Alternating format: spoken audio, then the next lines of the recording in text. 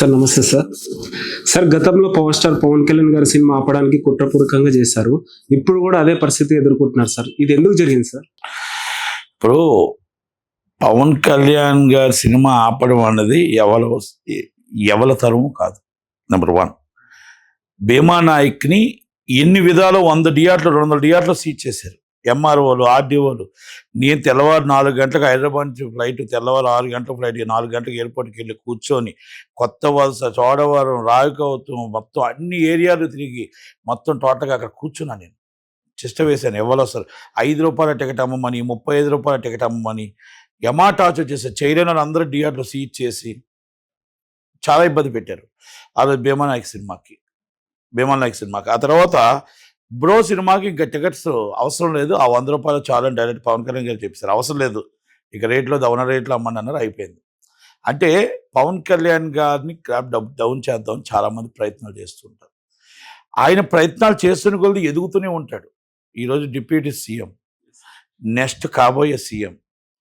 ఈరోజు సెంటర్లో ఆయనకున్న పేరు ఎవరికి లేదు. అంటే ఒక మంచితనానికి మారు పేరు.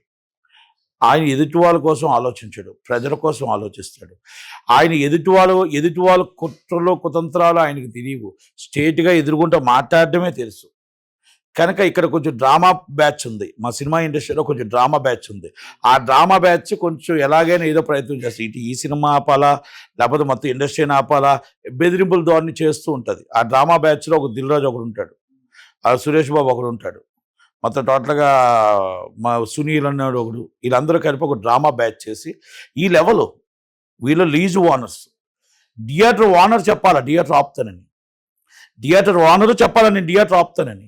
థియేటర్ ఓనర్ సుముఖంగా లేడు. థియేటర్ ఓనర్ ప్రాబ్లం ఉంటే ఆ ప్రాబ్లంని నిర్మాతలు, ఛాంబరు, డిస్ట్రిబ్యూటర్లు కూర్చొని మాట్లాడుకుంటారు. మీరు నలుగురు నిర్ణయించుకొని మీరు ఆ 1వ తేదీ బంద్ చేసేస్తారా? రేపు భైరవ సినిమా రిలీజ్ పరిస్థితి ఏంటి? మీరు రేపు 5వ తేదీ కమల్ హాసన్ గారి సినిమా పరిస్థితి ఏంటి? రేపు వీరమల పరిస్థితి ఏంటి? అంటే డిస్ట్రిబ్యూషన్ రైట్స్ మీ దాకా వస్తున్నాయో రావో ఇస్ అ గేమ్, ఏ బ్లాక్మెయిలింగా. అంటే ఈ డ్రామా బాగోదు, కరెక్ట్ కాదు. అది దిల్ రాజు గారు నిజంగా ముయ్యాలి అన్నప్పుడు ఆయన గేమ్ చేంజరు. ఆయన సినిమా సంక్రాంతికి వస్తున్నప్పుడు మూసేసి నేను పర్సంటేజ్ అనౌన్స్ చేస్తానని చెప్పుకుంటూ బాగుంది. పర్సంటేజ్ సిస్టమే ఆడుతుంది. ఇప్పుడు రెంట్లో పర్సంటేజ్ ఆడుతుంది. ఇప్పుడు దాంట్లో పెద్దగా ఇబ్బందికరమేం లేదు. సినిమాలు రెంట్లు రావట్లా, పర్సంటేజ్ సిస్టమే వస్తున్నప్పుడు ఓకే, ఎగ్జిబిట్లో ఉన్న ఇబ్బందిని అది చెప్పాలి. 8 సంవత్సరాల నుంచి నడుస్తుంది, ఈరోజు ఏం కొత్త కాదు. నడుస్తున్నప్పుడు ఆ 8 సంవత్సరాల నుంచి కూర్చొని మాట్లాడుకోవాలి. ఆల్ ఆఫ్ ది సడన్ థియేటర్లో మోస్తామని ఎలా అనౌన్స్ చేస్తారు? మీరు మీటింగ్ పెట్టింది 1400 మంది ఎగ్జిబిటర్లు. దాంట్లో 40 మంది కూడా 20 మంది కూడా ఒరిజినల్ ఎగ్జిబిటర్లు లేరు, ఒరిజినల్ ఓనర్స్ లేరు, అందరూ లీజ్ ఓనర్సే. మీకు బాధ ఉంది కదా, థియేటర్ లీజ్ వదిలేయి, ఆ ఓనర్ మూసుకుంటాడో తెలుసుకుంటాడో నీకెందుకు? నీకు బాధ ఉంది కదా సురేష్ బాబు గారు, థియేటర్ లీజ్ వదిలేయి.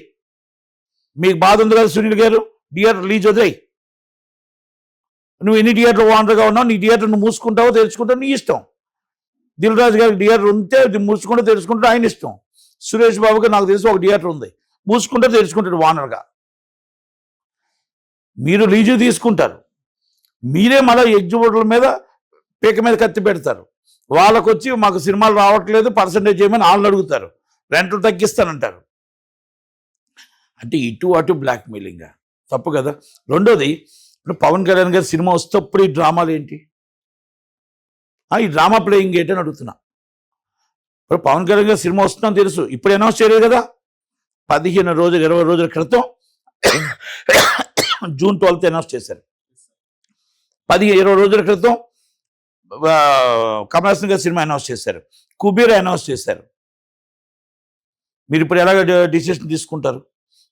నేను తప్పు అనట్లేదు, ఎగ్జిబిటర్ల బాధ వినవలసిందే. నిజంగా ఎగ్జిబిటర్ల నేను ఎగ్జిబిటర్ని, నేను వన్ ఆఫ్ ది ఎగ్జిబిటర్. అంటే మా బాధ వినరా మీరు? జనరల్ బాడీ విజయవాడలో పెట్టండి, జనరల్ బాడీ విశాఖపట్నంలో పెట్టండి, జనరల్ బాడీలో హైదరాబాద్ పెట్టండి, జనరల్ బాడీ తిరుపతిలో పెట్టండి. అందరి అభిప్రాయాలు తీసుకోండి, అభిప్రాయాలన్నీ గుంతకల్లో పెట్టండి, పెట్టి అభిప్రాయాలు తీసుకోండి. అభిప్రాయాలు C క్లాస్ తీసుకోండి, A క్లాస్ తీసుకోండి, B క్లాస్ తీసుకోండి. అన్ని అభిప్రాయాలు తీసుకొని అప్పుడు నిజంగా ఏది ఉందో ఏది కష్టమో చెప్పండి, ప్రాబ్లం లేదు. ఇక్కడ అన్నదమ్ములం అందరం. ఎగ్జిబ్యూటర్, డిస్ట్రిబ్యూటర్, ప్రొడ్యూసర్ అన్నదమ్ములు లాంటి వారివి. మన అందరం అన్నదమ్ములు ఎక్కడ కొట్టుకుంటాం? మన ఛాంబర్ ఉంది కదా, మన ఛాంబర్లో మాట్లాడుకుందాం. మీ ఇష్టం వచ్చిన మీరు ఎలాగ అనౌన్స్ చేస్తారు? ఇప్పుడు నాకు ఇందాక దాము ఇప్పుడే చూశాను, నేను Damu secretary of chamber of commerce, నేను ప్రొడ్యూసర్ కౌన్సిల్ జాయింట్ సెక్రటరీ. అంటే మాకు ఇంటిమేషన్ లేదు, దాముకి ఇంటిమేషన్. నాకు తెలిసి దాముకు కూడా ఇంటిమేషన్ ఉందా లేదో తెలియదు, ఉందేమనుకుంటాను. మరి ఆ రోజు ఆ మీటింగ్లో ఉన్నాడు. S Damu is secretary and chamber. ఆ మీటింగ్లో అనౌన్స్ చేసి 1వ తారీఖు బంద్ అన్న దాంట్లో ఆయన ఉన్నాడు, ప్రెసిడెంట్ భరతభూషణ్ దాంట్లో ఉన్నాడు. వాళ్ళకేం సంబంధం? వాళ్ళు ఉండేటప్పుడు వాళ్ళు ఖండించాలా లేదా? కరెక్ట్, వాళ్ళు ఖండించాలా లేదా? ఖండించకుండా మళ్ళీ ఈరోజు వచ్చి మాకేమైతే మేము బంద్ అని చెప్పలేదు, ఎవరో చెప్పలేదు. బంద్ అనేది అక్కడి నుంచే కదా వచ్చింది. బంద్ చేస్తున్నాం, 1వ తారీఖు నుంచి బంద్ నిర్ణయం తీసుకుంటున్నాం అని అనౌన్స్ చేసిన తర్వాతనే కదా బయటకు వచ్చింది. మళ్ళీ ఈరోజు వచ్చి మాకు తెలియదు, మా సమస్య మేము పరిష్కరించుకుంటాం. మీ సమస్య మీరు పరిష్కరించుకోవడానికి నేను నిర్మాత, అందరూ నిర్మాతలే. మన సమస్య మనమే పరిష్కరించుకోవచ్చు, బాగుంది. కానీ కందులు దుర్గేష్ గారు మీ దాంట్లో దూరలే, పవన్ కళ్యాణ్ గారు మీ దాంట్లో దూరలే. వన్ ఆఫ్ దీస్ హీరో, ఇండస్ట్రీకి సంబంధించిన వాడే. వన్స్ ఫోటోగ్రఫీ మినిస్టర్, ఆయన కూడా ఇండస్ట్రీకి సంబంధించిన వాడే. కందులు దుర్గేష్ గారికి ఏ విధంగా అర్థమైందో తెలియదు. మీ డ్రామాలు కట్టిపెట్టండి, మీ డ్రామాలు దాముగా చెప్తున్నాను, మీ డ్రామాలు కట్టిపెట్టు. నువ్వు కూర్చున్న మీటింగ్లో, ఎగ్జిబ్యూటర్ మీటింగ్లోనే జరిగిన డిసిషన్ని మళ్ళీ మాకు కందులు దుర్గేష్ గారు ఏ విధంగా మాట్లాడి ఆయన తెలియదా? ఆయన చిన్న పిల్లడా? సినీ ఆటోగ్రాఫర్ మినిస్టర్గా ఆయన తెలుసు కదా. మళ్ళీ ఆయన కోసం మీరు ఆయనకి ఏం అర్థమైందో తెలియదని మాట్లాడతారు. ఇది కరెక్ట్ కాదు. అంటే గేమ్ ప్లే చేసి రాత్రి ఎప్పుడైతే సీరియస్ అయ్యారో ఉదయాన్నే ఆడిన మీటింగ్ పెట్టడం, గబా కూర్చొని దాన్ని సర్దిశారు, మొత్తం బిసాన్ సర్దీసి క్లోజ్ చేశారు. అవ్వకపోతే ఇంక మళ్ళీ అప్పుడు రేపు ఉదయం మొత్తం ఫ్యాన్స్ అంతా తిరగబడతారు, రేపు మొత్తం టోటల్గా అంతా అల్లకొలం అవుద్ది. మనం చేసిన ఏదో చేద్దాం అనుకున్నాం, ఆ చేసింది రివర్స్ అవుద్ది అని డ్రామా ప్లే చేసి ఇవాళ దుకాణం బంద్ చేశారు. ఇది వాస్తవమా కాదా? మీ గుండెల మీద చేసుకొని చెప్పండి. లేదంటే టోటల్ సీసీ కెమెరాలో దాము ఉండలేదు తీద్దాం, భరతభూషణ్ ఉండలేదు తీద్దాం. అదే థియేటర్లో కదా 1వ తారీఖు బంద్ అని చెప్పింది. మళ్ళీ ఇప్పుడు వచ్చి మాకు తెలియదు సమాచారం, మేము ఎక్కడ ఛాంబర్ నుంచి చెప్పలేదు, కౌన్సిల్ నుంచి చెప్పలేదు అని చెప్తారా? మీ నిర్ణయం తీసుకుంటే ఆటోమేటిక్గా బయటికి వెళ్ళిపోతుంది. ఈజ్ సోషల్ మీడియా ఇప్పుడు అలర్ట్గా ఉంది, వెళ్ళిపోద్ది. మళ్ళీ ఈరోజు మీరు కందులు దుర్గేష్ గారి కోసం అంటారు. కందులు దుర్గేష్ గారికి ఆయనకి ఏం సమాచారం ఉందో మాకు తెలియదు. అసలు నీ సమాచారం నీ దగ్గర కరెక్ట్గా ఉందా? తప్పు కదా అది, ఇది చాలా తప్పు. దాము గారికి ఆయన సెక్రటరీ హోదాలో ఉండి, ఈజ్ ప్రెసిడెంట్ హోదాలో భరతభూషణ్ గారు ఉండి, చాలా మేధావులు వచ్చారు చూశాను. కానీ ఈ డ్రామాలు మాట్లాడకూడదు. పవన్ కళ్యాణ్ గారి సినిమాని ఇలాంటి వాళ్ళు ఎవరో వచ్చి ఆపాలన్నా ఇలా తరం కూడా కాదు. సినిమా 12వ తారీఖు రిలీజ్ అవుద్ది. అది 12వ తారీఖు సినిమా థియేటర్స్ అన్నింటిలో, మొత్తం థియేటర్లో పవన్ కళ్యాణ్ హరిహర వీరమలే పడుతుంది. ఆపడం అనేది వీళ్ళ తరం కాదు, వీళ్ళ తరం కూడా కాదు. అంటే ఇంకా ఎక్కువగా మాట్లాడకూడదు కాబట్టి ఊరుకున్నారు. కానీ చాలా ప్లానింగ్లు చేస్తూ ఉంటారు. ఆయన ఎదుగుతూనే ఉంటాడు, వీళ్ళు రోడ్డు మీద పడుతూనే ఉంటారు. ఆయన కోసం ప్లాన్ చేసేవాడు నడి రోడ్డు మీద పడుతూ ఉంటాడు, ఆయన ఎదుగుతూనే ఉంటాడు. కనుక పవన్ కళ్యాణ్కి డైరెక్ట్గా మాట్లాడడం వచ్చి తప్ప బ్యాక్గ్రౌండ్ దొంగల్లా మాట్లాడడం రాదు. చాలామంది దొంగ డ్రామాలు ఆడుతూ ఉంటారు. అక్కడికి వెళ్ళి చేతులు కట్టుకొని, సార్ మీ కంగ్రాచులేషన్ సార్, చాలా అసలు deputy CM is grateful sir అంటారు. అల్లు అరవింద్ గారు అందరినీ చూసాం మేము. గ్రేట్ఫుల్ సార్ మీరు అంటారు, అక్కడ గ్రేట్ఫుల్ అంటారు, బయటకు వచ్చి తిడతారు. ఇది ఈ రాజకీయాలు ఇక్కడ ఉంటాయి. చంద్రబాబు నాయుడు గారు అరెస్ట్ అప్పుడు చూసాం, పవన్ కళ్యాణ్ గారు అప్పుడు చూసాం. ఇవన్నీ డ్రామాలన్నీ చూసి మేం కాదు, గవర్నమెంట్ కూడా చూస్తూ ఉంది. ఇప్పుడు అధికారంలో ఉన్నారు కదా, పవన్ కళ్యాణ్ గారు ఏమైనా రియాక్ట్ అయ్యే ఛాన్సెస్ అవసరం లేదండి. ఎందుకు? ఆయన పని, ఆయన బోర్డు పని ఉంది. ఇలా ఖాళీగా ఉందా ఏంటి? ఇలాగంటే ఈరోజు డేట్స్ వాళ్ళ దగ్గర ఖాళీ కూర్చున్నారు, ఇలాగంటే డిస్ట్రిబ్యూషన్ లేదు కాబట్టి ఖాళీ కూర్చున్నారు. ఆయనకి పని కాదు, ఆయన వీళ్ళకి టైం ఇచ్చేంత కూడా టైం లేదు. ఆయన ఫుల్ బిజీగా ఉన్నాడు. ఆయన ఆల్రెడీ ప్రజల దాంట్లో మమేకమై ఉన్నాడు. ఆల్రెడీ కర్ణాటకలో మొత్తం టోటల్గా అటవీ ప్రాంతంలో ఏనుగులు ఇబ్బంది పెడుతుంటే ఆ ఏనుగులు తీసుకొని ప్రజలను కాపాడడం కోసం, పొలాలు కాపాడడం కోసం ఆ పనిలో పూర్తిగా ఉన్నాడు. అలాగే పంచాయతీ రాజులో నిర్మూలన చేయడం కోసం, పంచాయతీ రాజులో జరుగుతున్న అవినీతి కోసం, దాన్ని మొత్తం ఆఫీసర్ని ఎలా మార్చాలి, ఏం చేయాలి, ఈ ఆఫీసర్లు ఎలా చెప్తే వింటారు అని దాంట్లో నిర్మూలన చేయడం కోసం ఉన్నారు.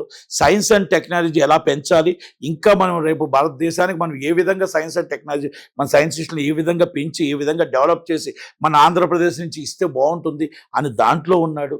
అటవీ శాఖ మంత్రిలో ఈ స్మగ్లర్స్ని, ఈ గంధపు చెక్క స్మగ్లర్స్ని ఎలా తీసి అరికట్టి ఈయన పీడీ యాక్ట్ కింద ఎలాగేయాలో దాని పని మీద ఉన్నాడు. కానీ పని పాటు లేని వాళ్ళు మీటింగ్లు పెడితే ఆ మీటింగ్ ఆయన రియాక్ట్ అవుతాడా? దీనికి ఆల్రెడీ కందులు దుర్గేష్ గారే ఎక్కువ. అసలు కందులు దుర్గేష్ గారు కూడా అనవసరం అవసరం లే. అందుకే విచారణ జరిపించమన్నాడు. విచారణలో తేలుతుంది. తేలిన తర్వాత అప్పుడు ఉంటుంది. త్వరలోనే దీంట్లో ఈ దొంగలు ఎవరో బయటపడతారు. ఎందుకంటే ఈ గేమ్ ఆడిన వాళ్ళు ఎవరో బయటపడతారు. సార్ ఇంకోటి ఏంటంటే వైసీపీ వాళ్ళు సోషల్ మీడియాలో బైకట్ భైరవం అనేసి పోస్టులు పెడుతున్నారు. గతంలో విశ్వసేన్ మూవీ కూడా పోస్టులు పెట్టారు. ఇది ఏ విధంగా చూడొచ్చు సార్?